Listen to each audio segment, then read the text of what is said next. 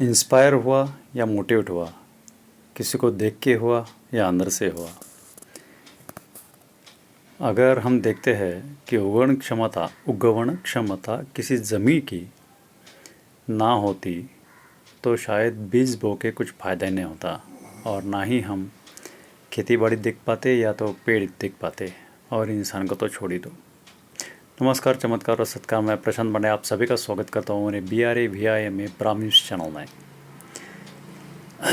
ऐसे ही अपना एक डिस्कशन चल रहा था इंस्पायरेशन एंड मोटिवेशन के लफ्ज़ पर।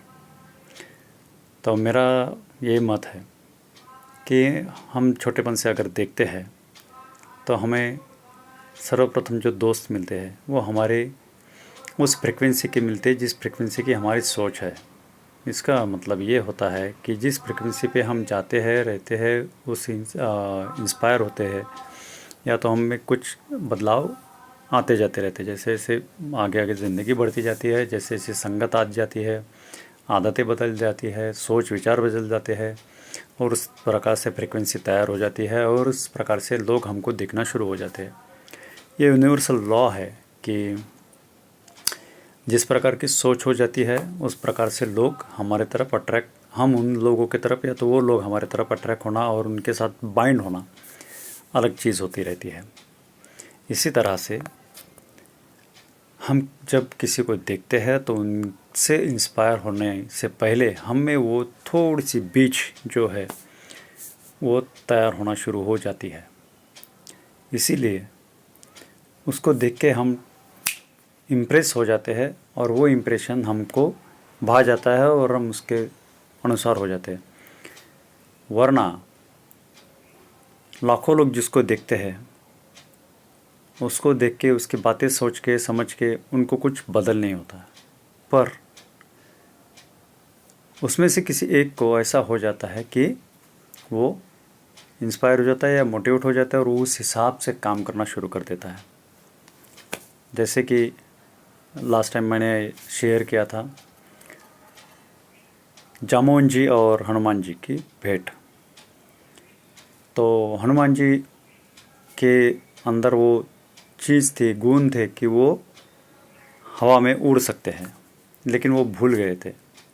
और जामोन जी उनको याद दिलाते हैं कि भाई तू उड़ सकता है, तू ये कर सकता है, तू श्रीलंका जाकर सीता मैया का संदेश लेके आ सकता है, और एक ही तुझ में ही वो क्षमता है। जब उनको याद आता है तब वो अचानक इंस्पायर हो जाता है और वो काम कर जाते हैं। इसी तरह से बहुत सारे एग्जाम्पल्स हमारे पास है। हमारे गीतों ज्ञान में, महाभारत में, रामायण में ये बहुत सारे एग्जाम्पल्स दिए हुए हैं। शिवाजी महाराज के टाइम पे भी बहुत सारे एग्जाम्पल्स हुए हैं। इसीलिए इंस्पायरेशन मोटिवेशन के अंदर झगड़ने से अच्छा है कि हमारे अंदर क्या बीज अभी बढ़ रहा है, उस हिसाब को हम देखें, और या तो ऑटोमेटिक वो हो जाता है और फिर हम उसके हिसाब से हो जाते हैं। हाँ, और एक एग्ज़ाम्पल, भीगना, मतलब किसी पत्थर पे हम अगर पानी डालते हैं तो वो भीगता नहीं है, पर वही किसी कपड़े पर हम पानी डालते हैं तो वो भीगता है, क्योंकि भीगने की उस कपड़े की गुणवत्ता होती है, पत्थर की नहीं। इसी तरह से हम भी उसी में भीग सकते हैं, या तो हम भी उसी चीज़ को ले सकते हैं जिस चीज़ के लिए हमारे अंदर की गुणवत्ता बढ़ रही है।